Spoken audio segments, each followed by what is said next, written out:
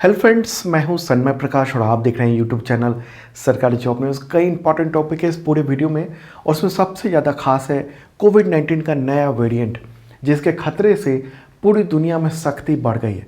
भारत ने भी important steps उठाए हैं, प्राइम मिनिस्टर ने मीटिंग की है और पूरी दुनिया में जो यात्राओं पर प्रतिबंध शुरू हो चुके हैं।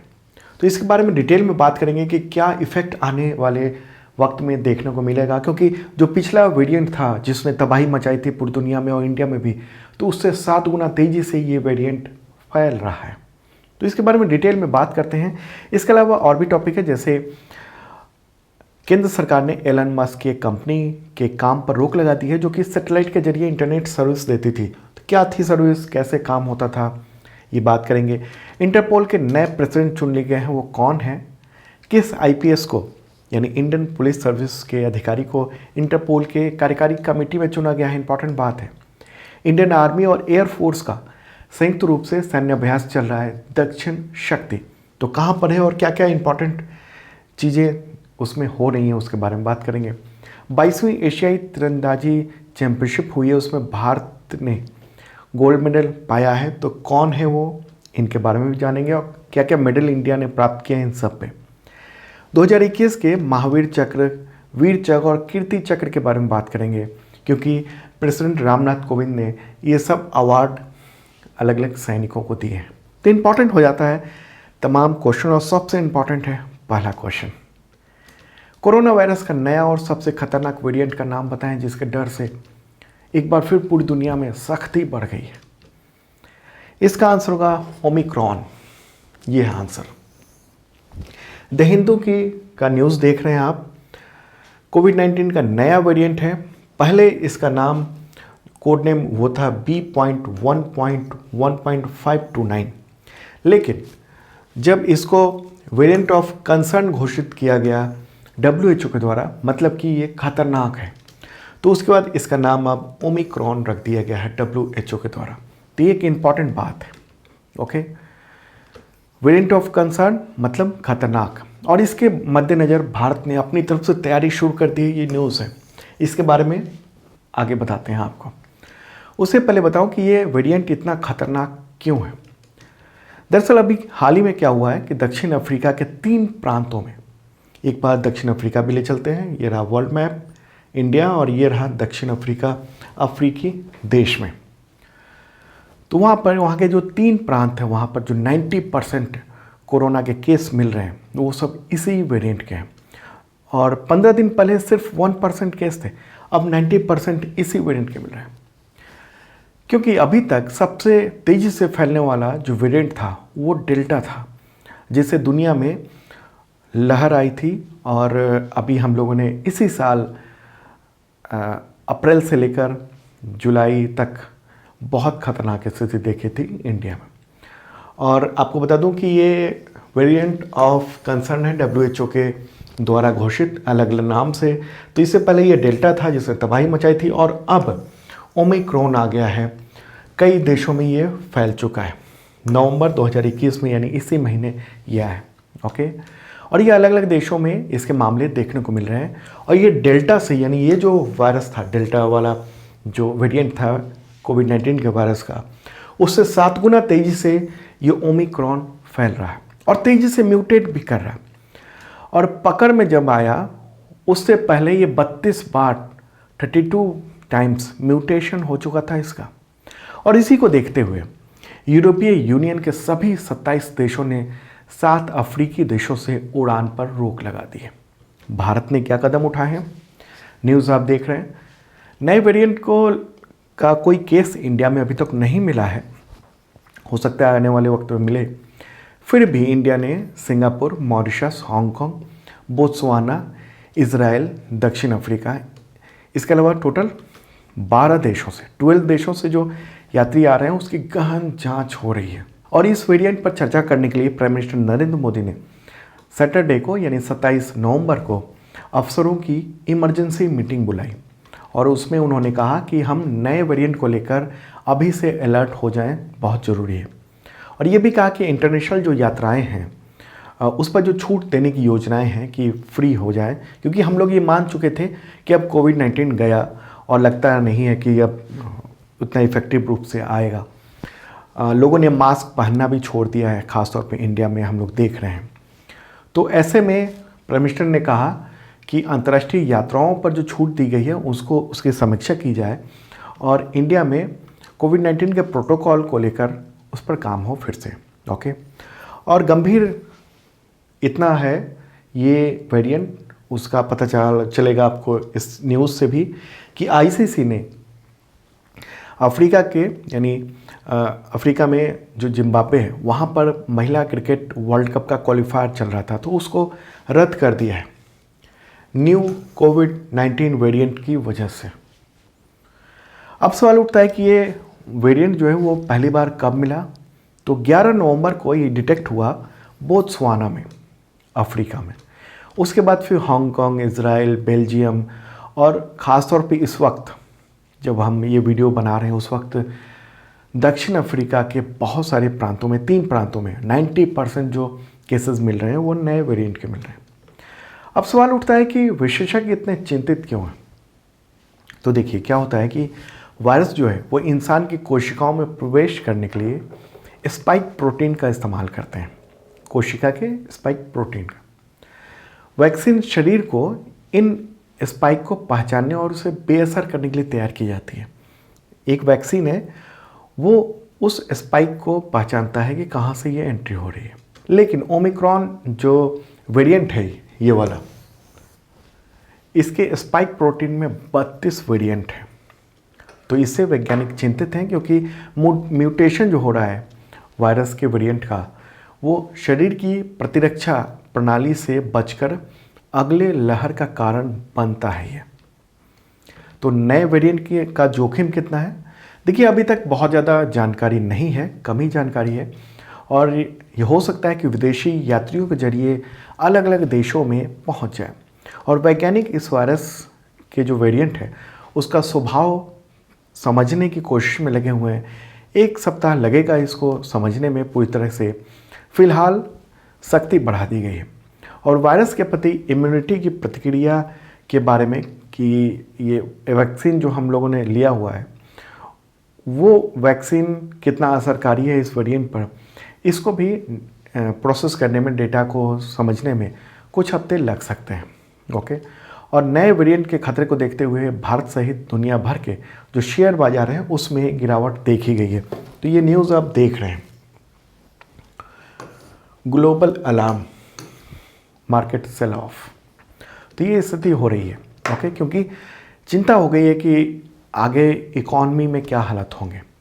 ओके, और आपको बताऊं कि हालांकि एक अच्छा संकेत ये भी मिल रहा है कि यूनाइटेड किंगडम के माइक्रोबायोलॉजिस्ट हैं जो काफ़ी मशहूर हैं, तो उनका ये कहना है, द हिंदू में ही रिपोर्ट थी ये, कि ये जो नया वेरिएंट है ये टीकाकरण को तोड़ नहीं पाएगा। मतलब ये वेरिएंट जिन लोगों ने टीका लगाया हुआ है वो बच सकते हैं इस वेरिएंट से। हालांकि क्या होगा आने वाले वक्त में ही देखने को मिलेगा। तो इस वेरिएंट को लेकर प्राइम मिनिस्टर नरेंद्र मोदी ने कुछ हिदायतें भी दी हैं कि नए वेरिएंट को लेकर हमें अभी से तैयारी कर लेनी चाहिए। जिन इलाकों में केसेस आ रहे हैं कोविड-19 के, चाहे वो नया वेरिएंट हो या पुराना हो, वहाँ पर निगरानी रखी जाएगी, कंटोनमेंट जोन की पर सख्ती लगाई जाए, लोगों को ज़्यादा सतर्क रहने की ज़रूरत है, मास्क और सोशल डिस्टेंसिंग जैसी चीज़ों को पालन किया जाना चाहिए। जो इंटरनेशनल यात्राएं हैं उस पर छूट देने की योजना की समीक्षा की जाएगी। कोरोना वैक्सीन की दूसरी डोज का कवर बढ़ाने के लिए फोकस किया जाना चाहिए, ये भी तैयारी चल रही है। और राज्यों को इस बात पर ध्यान देना होगा कि उन्हें जिनको पहली डोज मिल चुकी है उनको दूसरी डोज समय पर दी जा सके। तो इंडिया की ओर से अपनी तरफ से कोशिश शुरू हुई है। तो ये पूरी बात थी कोविड-19 के नए वेरिएंट को लेकर। जो भी जानकारी है अभी तक उपलब्ध तमाम न्यूज़पेपर्स में, मीडिया में, इंटरनेशनल, नेशनल स्तर पर, वो सब मैंने आपको देने की कोशिश की। तो आप भी सतर्क हो जाइए। चलिए आगे बढ़ते हैं और इस वीडियो को शेयर कर दीजिए तमाम दोस्तों को, क्योंकि ये सबकी सेहत से जुड़ा हुआ मामला है, लोगों को पता भी चलना चाहिए। ओके, अगला क्वेश्चन ये भी इंपॉर्टेंट है, उससे पहले बता दूं कि 2021 का जनवरी से नवंबर तक का तमाम करंट अफेयर्स पीडीएफ अवेलेबल हो गया है इस वीडियो डिस्क्रिप्शन में, जो तमाम एग्जामिनेशन में काम आएगा, चाहे यूपीएससी हो चाहे ग्रुप डी रेलवे का एग्जामिनेशन हो। तो देखना जरूर इस वीडियो के डिस्क्रिप्शन में। और जैसे मैं बताता हूँ ऐसे डिटेल में एमसीक्यू के साथ उसमें नोट्स होता है। सेकेंड क्वेश्चन होगा, भारत सरकार ने एलन मस्क की किस कंपनी के काम पर रोक लगाई जो सैटेलाइट के जरिए इंटरनेट सर्विस प्रोवाइड करती है? आंसर होगा स्टारलिंक। ये नाम आप ध्यान रखना। ओके। केंद्र सरकार ने बयान जारी करके कहा है, न्यूज़ भी आप देख रहे हैं द हिंदू में, केंद्र सरकार ने कहा है कि स्टारलिंक को नियमों का पालन करने के लिए कहा गया है और भारत में तत्काल प्रभाव से इंटरनेट सर्विस की बुकिंग को रोकने को कहा गया। और गवर्नमेंट ने ये कहा है कि अभी तक भारत में बिजनेस करने के लिए लाइसेंस नहीं मिला है स्टारलिंक को। दरअसल क्या हुआ कि स्टारलिंक ने 1 नवंबर 2021 को, यानी इसी महीने के पहली तारीख को भारत में अपना पंजीकरण कराया था, रजिस्ट्रेशन कराया था। इसके बाद स्टारलिंक ने अपने विज्ञापनों का प्रसारण और सर्विसेज की बुकिंग शुरू कर दी थी। स्टारलिंक एलन मस्क की कंपनी स्पेस एक्स की एक डिवीजन है जो कि सैटेलाइट इंटरनेट प्रोवाइड करती है। ओके, तो एक तरह से एलन मस्क के लिए झटका भी है। हो सकता है आगे आने वाले वक्त में इसको अनुमति मिल जाए, लेकिन यहाँ पर ज़रूरी ये है जानना कि कैसे काम करता है स्टारलिंक। दरअसल स्पेस एक्स ने 1700 सैटेलाइटों को अंतरिक्ष में स्थापित किया है। ये जो बिंदी बिंदी दिख रही है, ये एक तरह का, ये सैटेलाइट के तरह का है। ओके, और ये जो सैटेलाइट है वो पृथ्वी का चक्कर लगा रहा है। 550 किलोमीटर की ऊंचाई पर है, पृथ्वी के लो ऑर्बिट में, यानी धरती से 550 किलोमीटर ऊपर। और ये हर 90 मिनट पर, हर 90 मिनट पर सैटेलाइट जो है चक्कर लगाते लेता है। और 1700 सैटेलाइट हैं जो पूरी दुनिया में एक तरह से जाल बने हुए हैं और लगातार घूम रहे हैं। तो यही इंटरनेट प्रोवाइड कराता है। इसके लिए छोटा सा डिश एंटीना छत पर लगाना पड़ता है। स्टारलिंक का ही डिश एंटीना होता है, जैसे आप डीटीएच जो सर्विस लेते हैं उसी तरीके से। और ये अंतरिक्ष में ये जो एंटीना होता है, डिश एंटीना, वो अंतरिक्ष में घूम रहे सैटेलाइट से सिग्नल प्राप्त कर लेता है और इंटरनेट प्रोवाइड करता है, हाई स्पीड, बेहतरीन और बहुत सस्ता। ये इंटरनेट स्टारलिंक के द्वारा दिया जा रहा है दुनिया में। ओके, और दुनिया भर में ये लगभग ये भी संभावना है कि ऐसी पहली कंपनी है जो कि आम लोगों को सैटेलाइट के जरिए इंटरनेट मुहैया करा रही है, हाई स्पीड इंटरनेट। हालांकि बहुत सारी और भी कंपनियां हैं जो कि इस पर काम कर रही है। जैसे अमेजन ने प्रोजेक्ट कुइपर चलाया हुआ है, जिसके तहत 3236 सैटेलाइट को लॉन्च करने की योजना बनाई हुई है। इसी तरीके से पूरी पृथ्वी के ऊपर जाल सा बनाना।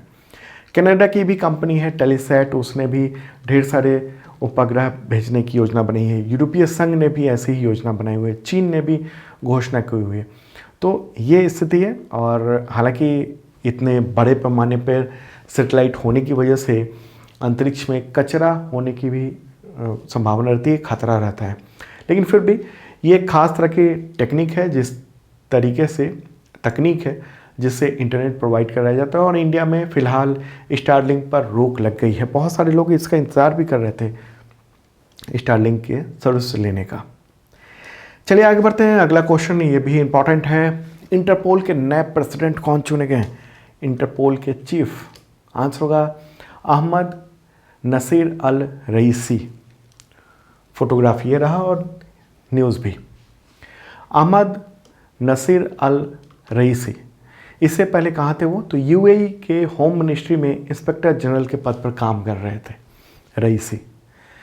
यूनाइटेड अरब अमीरात से हैं। ओके, और अब नए पद पर यानी इंटरपोल के चीफ के पद पर वो 4 साल तक रहेंगे। अभी हाल ही में 24 नवंबर को तुर्की के राजधानी इस्तांबुल में इंटरपोल की मीटिंग हुई 140 सदस्यीय देशों की, और उसमें नासिर को इंटरपोल का प्रेसिडेंट चुन लिया गया। इंटरपोल, उसका क्या काम है?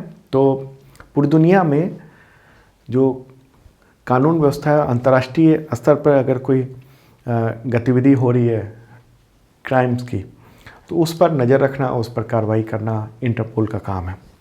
और उसका फुल फॉर्म क्या है इंटरपोल का? तो इंटरनेशनल क्राइम पुलिस ऑर्गेनाइजेशन। मुख्यालय कहाँ है? तियों, फ्रांस में। अगला क्वेश्चन लेते हैं, ये भी इंपॉर्टेंट है बहुत ही। किस भारतीय पुलिस अधिकारी को इंटरपोल के एग्जीक्यूटिव कमेटी जो एशिया का है तो उसके लिए चुना गया है? आंसर होगा प्रवीण सिन्हा। न्यूज़ आप देख रहे हैं। वो सीबीआई के स्पेशल डायरेक्टर हैं और उनका चुनाव भारत के लिए एक बड़ी कामयाबी के तौर पर देखा जा रहा है, क्योंकि इस रेस में चीन, सिंगापुर, जॉर्डन, साउथ कोरिया वहाँ के भी ऑफिसर थे, लेकिन इंडियन ऑफिसर यानी सीबीआई के जो एडिशनल डायरेक्टर हैं वो इसमें विजय रहे, प्रवीण सिन्हा, और वो बन गए हैं इंटरपोल की एक कमेटी के मेंबर हो गए। ओके, और आपको बताऊं कि इंटरपोल के लिए जो नोडल एजेंसी है इंडिया में वो सीबीआई है। अगला क्वेश्चन लेते हैं, भारतीय थल सेना और भारतीय वायुसेना उसने संयुक्त सैन्य अभ्यास दक्षिण शक्ति किस जगह पर नवंबर 2021 में आयोजित किया है? आंसर होगा जैसलमेर। यहाँ पर हुआ है आयोजित राजस्थान में, और इसमें करीब 30,000 सैनिकों ने हिस्सा लिया है। खुद थल सेना प्रमुख जो हैं जनरल MM नरवणे इस युद्धाभ्यास की समीक्षा करने के लिए जैसलमेर पहुंचे थे। पाकिस्तान की सीमा से कुछ ही दूरी पर, यानी कुछ किलोमीटर की दूरी पर यह अभ्यास हुआ है, और ये माना जा रहा है कि कोरोना काल के बाद, यानी जो अभी इस साल जो वेव आया था कोरोना का, उसके बाद ये सबसे बड़ी एक्सरसाइज है। थल सेना की दक्षिणी कमान ने मल्टी डोमेन एक्सरसाइज को आयोजित किया। एयरफोर्स भी इसमें हिस्सा, एयरफोर्स ने भी लिया। बहुत सारे हेलीकॉप्टर, टैंक जैसे T-72, T-90 tank, vision tank, Indian air force का ध्रुव, रुद्रा हेलीकॉप्टर, जगुआर लड़ाकू विमान, इन सब ने हिस्सा लिया। ओके, तो थल सेना अध्यक्ष वो तो खुद गए थे, जनरल MM नरवणे। वायुसेना अध्यक्ष कौन है? एयर मार्शल विवेक राम चौधरी। अगला क्वेश्चन लेते हैं, 22वीं एशियाई तीरंदाजी चैंपियनशिप 2021, तो उसमें भारत की तरफ से किसने एकमात्र गोल्ड मेडल जीता है? आंसर होगा ज्योति सुरेखा वेन्नाम। ओके, तो इन्होंने जीता है गोल्ड मेडल। ये चैंपियनशिप 13 से 19 नवंबर के बीच बांग्लादेश की राजधानी ढाका में आयोजित की गई, और इसमें दक्षिण कोरिया ने 15 मेडल जीतकर नंबर 1 हासिल किया है स्थान, और इंडिया ने 7 मेडल जीतकर पदक तालिका में दूसरा स्थान प्राप्त किया है। तीसरे स्थान पर बांग्लादेश और कजाकिस्तान रहे हैं। ठीक है, तो भारतीय पदक विजेताओं की बात करें तो गोल्ड मेडल महिलाओं की व्यक्तिगत कंपाउंड में जीता है ज्योति सुरेखा वेन्नाम ने।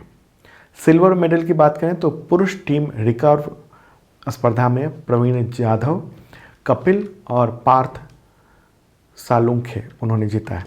महिला टीम रिकर्व स्पर्धा में अंकिता भक्त, रिद्धि और मधु वेदवान उन्होंने जीता है। पुरुषों की व्यक्तिगत स्पर्धा में अभिषेक वर्मा, और मिक्स टीम कंपाउंड में स्पर्धा ऋषि यादव और ज्योति सुरेखा वेन्नाम ने मेडल जीता है। कांस्य मेडल यानी ब्रॉन्ज की बात करें तो मिक्स टीम कंपाउंड में अंकिता भक्त और कपिल उसने जीता है। पुरुष टीम कंपाउंड स्पर्धा में अमन सैनी, अभिषेक वर्मा और ऋषभ यादव ने जीता है। ओके, एशियाई तीरंदाजी चैंपियनशिप ये आयोजित किया गया, एशियन आर्ची चैंपियनशिप। ओके,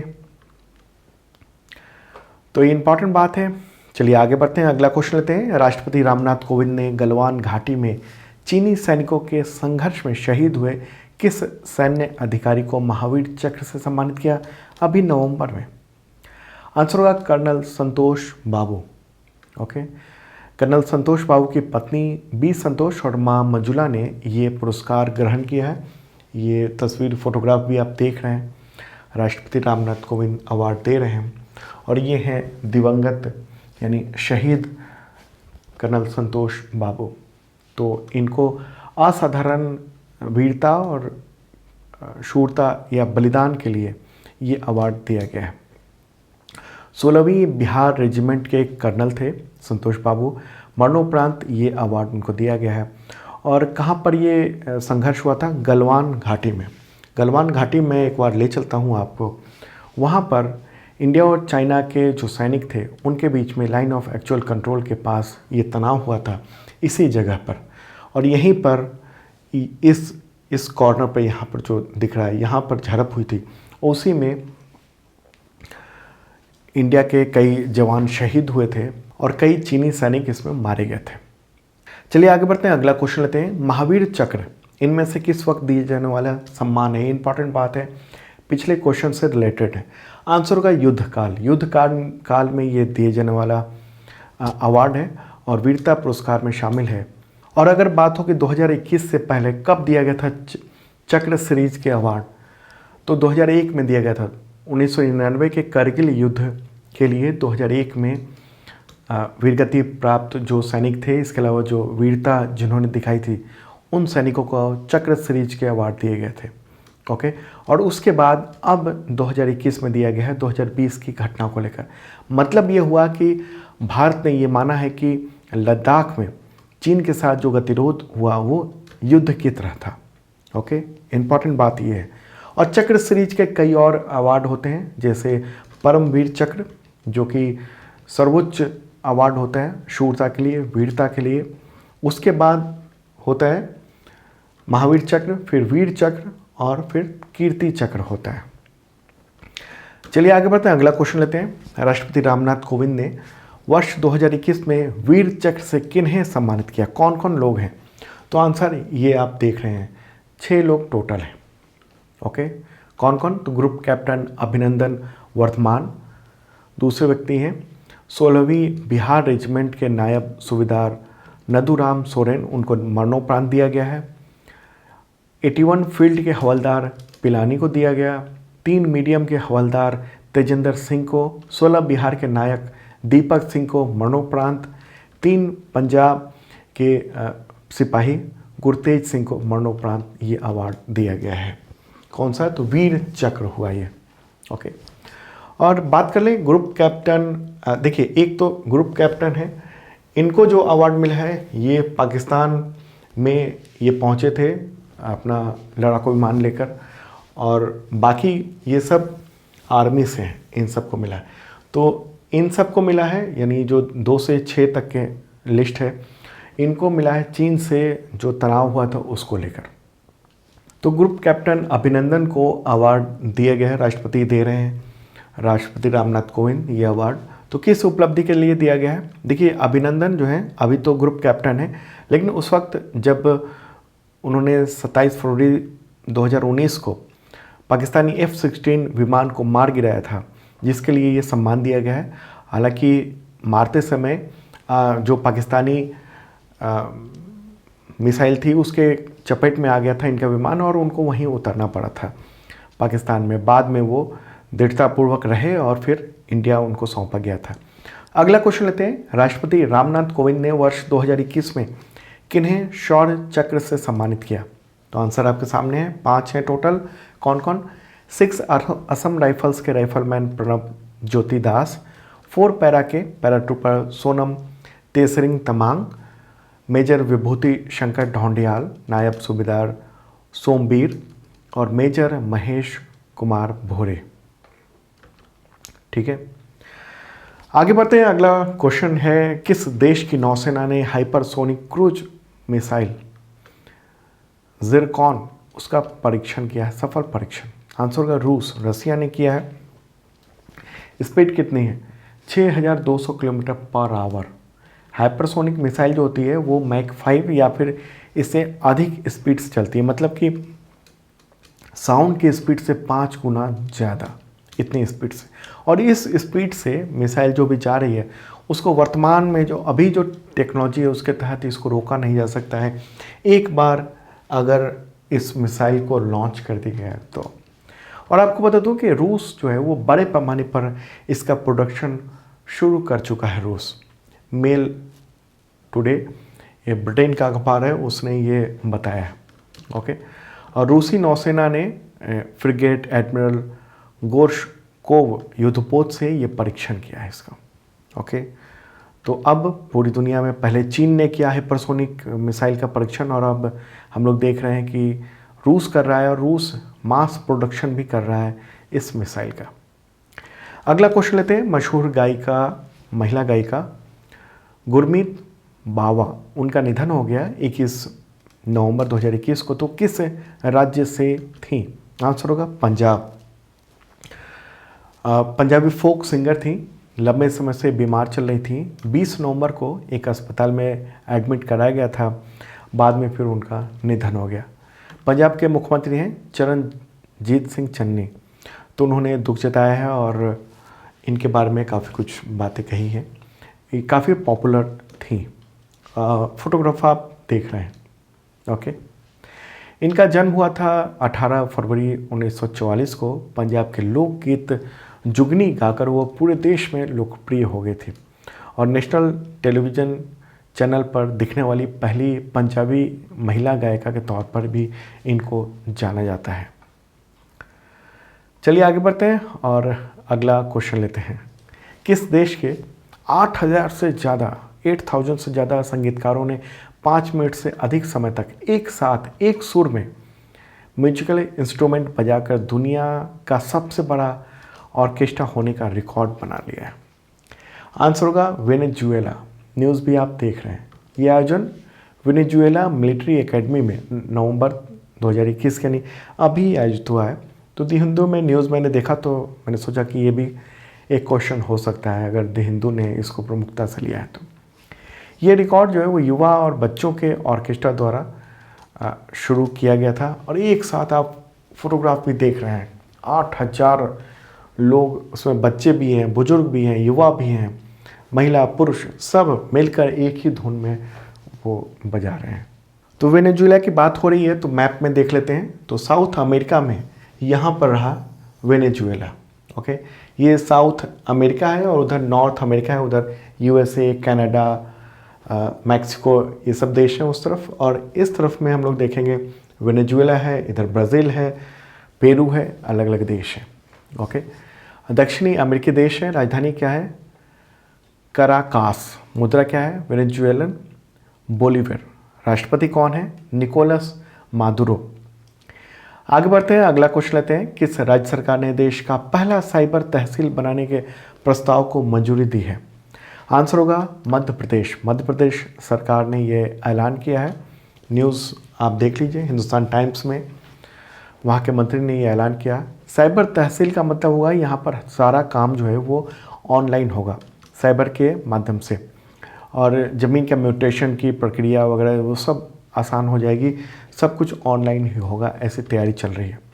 तो मध्य प्रदेश की भी बात कर लें। गवर्नर कौन है? मंगू भाई पटेल और मुख्यमंत्री शिवराज सिंह चौहान। अगला क्वेश्चन लेते हैं। साहित्य अकादमी पुरस्कार विजेता और कवि सनंद तांती, उनका निधन हो गया 25 नवंबर 2021 को। तो किस राज्य से थे? आंसर होगा असम। असम से थे और उन्हें कैलोइर दिनो अमर होबो ये नाम से जो एक कविता संग्रह थी उसके लिए वर्ष 2018 में इनको साहित्य अकादमी पुरस्कार मिला था असमिया भाषा के लिए। इम्पोर्टेंट पर्सनालिटी थे वो। अगला क्वेश्चन लेते हैं। राष्ट्रीय अंगदान दिवस कब मनाया जाता है? National organ donation day. Answer होगा 27 नवंबर 2021 में। ये 12वां राष्ट्रीय अंगदान दिवस मनाया जा रहा है और दिवस का आयोजन स्वास्थ्य एवं परिवार कल्याण मंत्रालय के अंतर्गत जो राष्ट्रीय अंग और उत्तक प्रत्यारोपण संगठन है यानी national organ and tissue transplant organisation, उसके द्वारा ये आयोजित किया जाता है। तो दोस्तों ये था इंपॉर्टेंट करंट अफेयर्स। कुछ और भी क्वेश्चन है लेकिन उसको कल मॉर्निंग को 8 बजे आपको मिल जाएगा वीडियो, उसमें मैं बता दूंगा। तो कैसा लगा कमेंट बॉक्स में ज़रूर बताना और तमाम दोस्तों को शेयर कर दो, ओके। शेयर कर देंगे तो ज़्यादा लोगों तक पहुँचेगा। इंपॉर्टेंट वीडियो है ये।